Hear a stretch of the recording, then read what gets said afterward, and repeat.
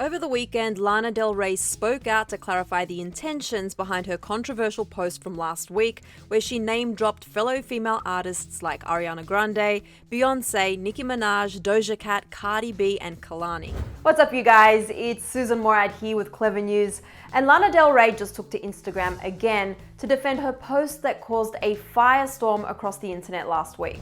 In case you missed it, Lana shared a lengthy post about her frustrations with the music industry, and she addressed how her music has been reviewed over the past decade in comparison to other top female artists like Beyonce, Cardi B, Nicki Minaj, and more.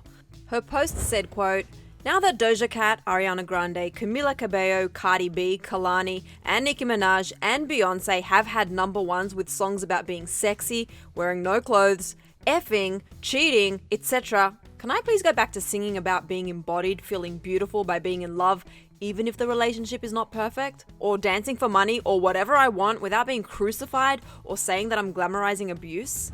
The post resulted in thousands of negative comments and someone actually releasing Lana's private phone number because they were so upset by it. These fans accused Lana of being racist for calling out mostly black women in her post, writing things like, "I think Lana's post would have been fine if she hadn't compared herself to a group of mostly black women, with the clear tone that she thinks she's been treated worse by the media when that's observably untrue." Another fan agreed, writing, quote, "Agreed. Also, there's weird superiority undertones to stating that black women's music is about cheating and effing, but when she does it, it's about embodiment and feeling beautiful." But Lana has spoken out multiple times now since this post, including a recent lengthy video where she addresses all the backlash.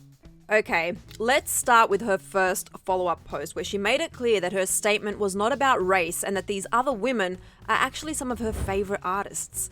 Lana said, quote, "Making it about race says so much more about you than it does about me. You want the drama. My aim and my message are clear, that I have control of my own story. If the women I mentioned don't want to be associated with me, that's absolutely fine by me."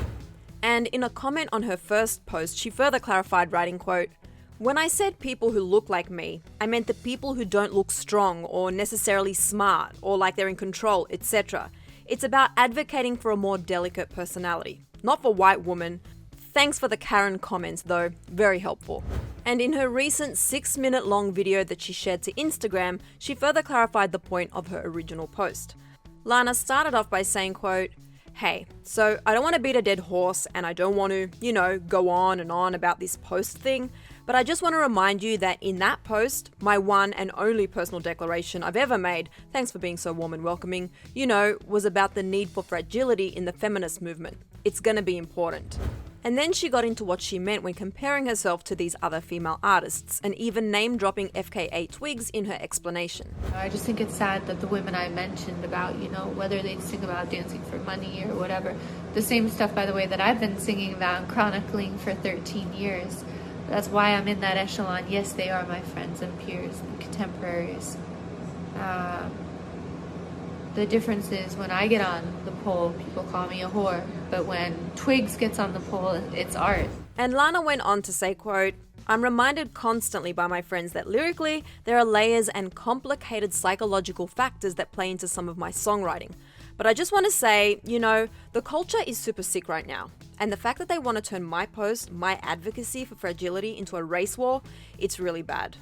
She also added, "You can call me whatever. I'm sorry that I didn't add one Caucasian, 100% Caucasian person into the mix of the women that I admire. It really says more about you than it does about me." And then Lana got into the backlash she received and how her post led to hundreds of thousands of negative comments and someone releasing her private phone number. Interesting, it's the very first time I decided to tell you anything about my life, or the fact that I'm writing books that chronicle that fragility, that 200,000 hateful, spiteful comments come in, and my phone number leaked, and comments like "you f***ing white." But she said that none of this is going to stop her. Lana said, "It's not going to stop me, period. Unfortunately, when you have a good heart, it doesn't always shine through, and you trudge on anyway. You make those personal reparations to heal your own family karmic lineage and the sickness of this country. Domestic abuse, mental health problems, the second epidemic that's arising out of this time, it's a real thing. That's what I was talking about." And she ended her video mentioning her forthcoming poetry projects and revealed the title of her next album, which she previously announced would be released on September the 5th. Her album title is Chemtrails Over the Country Club, and Lana said, quote, "I'm not the enemy and I'm definitely not racist, so don't get it twisted. Nobody gets to tell your story except for you, and that's what I'm gonna do in the next couple books. So God bless, and yeah, F off if you don't like the post." And even after Lana's multiple clarifications, fans are still torn over all of this online, possibly even more than before.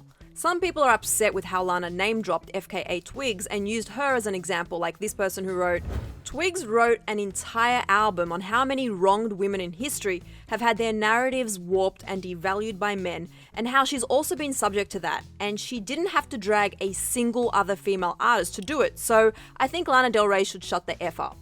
Another person chimed in with, "Lana Del Rey touched a pole in 2012 for one music video, while FKA Twigs, who is a professional dancer, learned and pole dances outside of music videos. Twigs uses the art form as an extension of her music, not as a plot device to further appropriate another's culture." And another said, quote, "All the people saying OP missed Lana's point, Lana is missing our point. She shouldn't have to name other women who clearly don't want to be called out or dragged into her bull for doing what she wants to do, but successfully. That does not come from a place of admiration."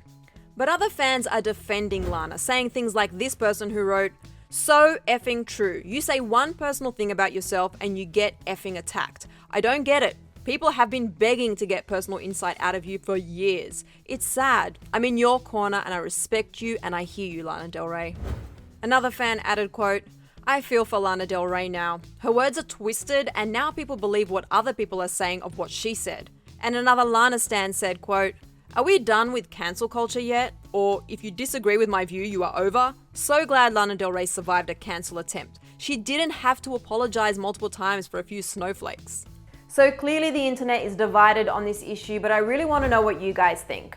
Did Lana's responses clarify her point for you, or do you think she further complicated it by mentioning FKA Twigs? Let me know your thoughts in the comments section below. And if you want to know more about Lana's original post, click right over here for another Clevver video. I'm your host, Susan Morad. I'll catch you later. Bye guys.